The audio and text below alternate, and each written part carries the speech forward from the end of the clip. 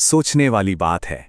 हमारा ये जो ग्रह है पृथ्वी, आखिर आज जैसा है वैसा बना कैसे?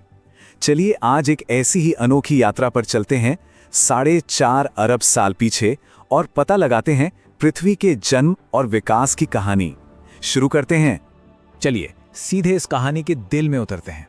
एक पल के लिए सोचिए, जिस जगह पर इस वक्त कोई भी बैठा है, वो जगह अरबों साल पहले 8500 डिग्री के तापमान से आहिस्ता आहिस्ता ठंडी हो रही थी, उबल रही थी, आग का गोला थी। सोचने में भी अजीब लगता है ना? तो हमारी ये कहानी शुरू होती है आज से लगभग 4.5 अरब साल पहले, और उस वक्त यहाँ कोई ग्रह नहीं था, कुछ नहीं, बस गैस और धूल का एक बहुत बड़ा बादल जो किसी पुराने तारे के फटने से पीछे रह गया था। समझ लीजिए यही हमारे सारे सोलर सिस्टम का स्टार्टिंग पॉइंट था। अब ये जो प्रोसेस था, ये कोई शांत या सुंदर नहीं था, बिल्कुल नहीं। ये तो एक कैओटिक, एकदम हिंसा से भरा हुआ कॉस्मिक कंस्ट्रक्शन जोन था। ग्रेविटी की वजह से धूल और चट्टान के टुकड़े आपस में टकराने लगे और इस टक्कर से इतनी गर्मी और इतना प्रेशर पैदा हुआ कि हमारे सूरज ने जन्म ले लिया, और जो भी मलबा पीछे बच गया उसी से हमारे ग्रह बने।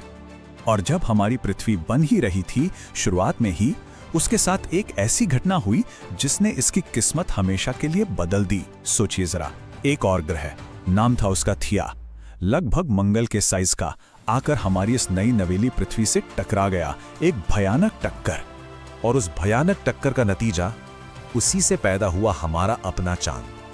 उस टक्कर से जो मलबा पृथ्वी से टूटकर स्पेस में बिखरा, वो ग्रेविटी की वजह से धीरे धीरे एक साथ जुड़ता गया और आखिरकार उसने हमारे चांद की शक्ल ले ली। कमाल है ना कि ऐसी हिंसा से इतनी खूबसूरत चीज बनी।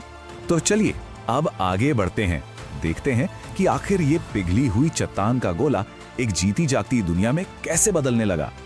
जन्म तो तूफानी था ही, लेकिन इसके बाद जो हुआ वो तो और भी हैरान करने वाला है।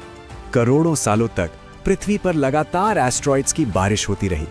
ये कोई आम बारिश नहीं थी, ये आसमान से पानी, नमक और जरूरी मिनरल्स ला रही थी, वो सब कुछ जो लाइफ के लिए जरूरी था। इन्हीं एस्ट्रॉइड्स ने हमारे पहले समुद्रों को भरा, और फिर उन्हीं समुद्रों की गहराइयों में ज्वालामुखियों के पास जिंदगी की पहली नन्ही सी चिंगारी भड़की।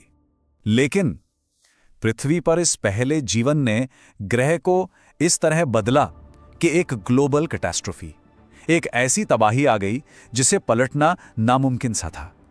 यही तो विडंबना है कि जीवन हमेशा बनाता नहीं है, कभी कभी वो सब कुछ मिटा भी सकता है। और इस चैप्टर के हीरो, या कहें विलन, थे ये नए छोटे छोटे माइक्रोब्स। इन्होंने जीने का एक बिल्कुल नया तरीका ढूंढ लिया।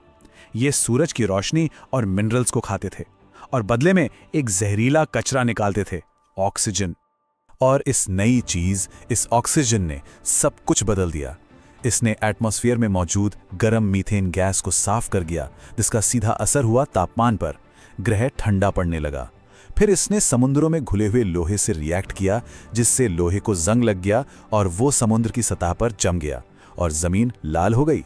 इसी घटना को ग्रेट ऑक्सीजनेशन इवेंट कहते हैं, और इसका नतीजा पूरा का पूरा ग्रह एक ग्लोबल आइस एज में चला गया। इसे स्नोबॉल अर्थ भी कहते हैं। सोचिए, लाइफ का पहला बड़ा इनोवेशन, पहली बड़ी खोज, उसी ने लगभग सारी लाइफ को खत्म कर दिया। पूरे ग्रह को लाखों सालों के लिए बर्फ की चादर में लपेट दिया। कितनी अजीब बात है ना?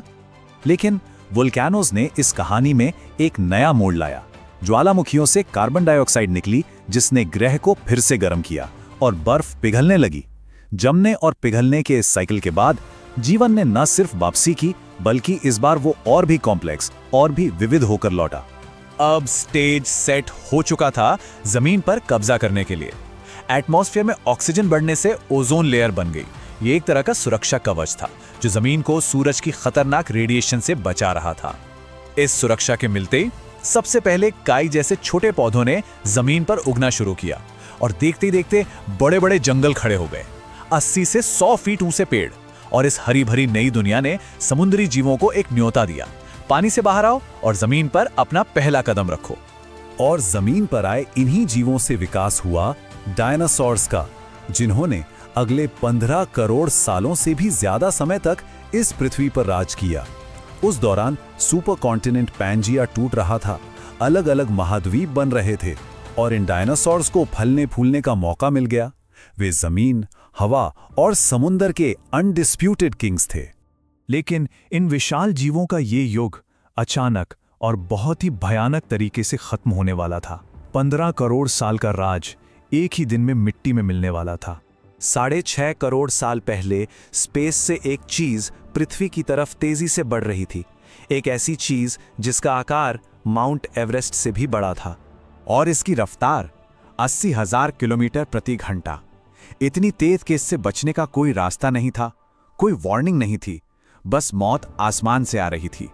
जब ये टकराया तो इससे इतनी एनर्जी निकली जितनी 10 करोड़ एटम बम मिलकर पैदा करते हैं। एक पल में दुनिया बदल गई, हमेशा के लिए।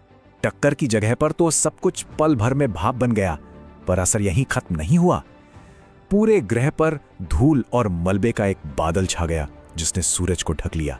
अंधेरा और ठंड। सूरज की रोशनी के बिना पौधे मर गए, और जब पौधे नहीं बचे तो डायनासोर्स भूखे मर गए। उनका राज हमेशा के लिए खत्म हो गया। लेकिन इस तबाही की राख से ही हमारी यानी इंसानों की कहानी शुरू होती है, क्योंकि जब एक दुनिया खत्म होती है तभी तो दूसरी शुरू होती है। इस तबाही से जो छोटे जमीन के अंदर बिल बनाकर रहने वाले मैमल्स बच गए थे, उनके लिए अचानक से पूरी दुनिया खुल गई। सारे बड़े शिकारी खत्म हो चुके थे। ये जो पावर वैक्यूम बना, इसने हमारे इन पूर्वजों को फलने फूलने और विकसित होने का एक सुनहरा मौका दिया। और इन्हीं मैमल्स से आगे चलकर प्राइमेट्स यानी वानर विकसित हुए। फिर मौसम बदला, जंगल कम होने लगे। इस बदलाव ने इन प्राइमेट्स को जमीन पर उतरने और 2 पैरों पर चलने के लिए मजबूर कर दिया, और यहीं से इंसान के विकास का रास्ता खुला। हजारों लाखों सालों में हमारे पूर्वजों ने औजार बनाना सीखा, आग पर काबू पाना सीखा, और आखिरकार हम होमो सेपियंस इस कहानी में आए। और यहां आकर ये 4.5 अरब साल की कहानी सीधे आज के दिन से जुड़ जाती है। सोचिए, इस ग्रह को यहां तक पहुंचने में 4.5 अरब साल लगे, लेकिन सिर्फ एक स्पीसीज ने, हमने कुछ ही हजार सालों में इस ग्रह को इतना बदल दिया है जितना किसी और ने कभी नहीं किया।